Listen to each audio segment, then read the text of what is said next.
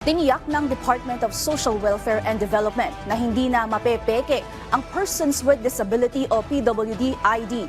Sa programang Mike Abe Live, sinabi ni DSWD Assistant Secretary at Spokesperson Irene Dumlao na sa tulong ng Unified PWD ID System, magiging central authority na ang kagawaran para sa pag-i-issue ng physical at digital ID.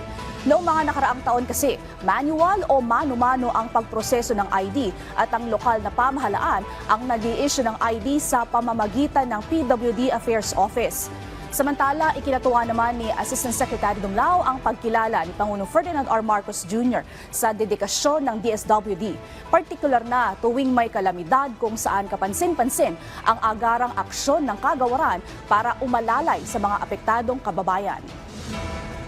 So sa pamamagitan po ng inisyatibo na to, iisang mukha na lang po yung pong Person with Disability ID. It's RFID enabled card. May QR code po yan, madali pong ma-verify through the system.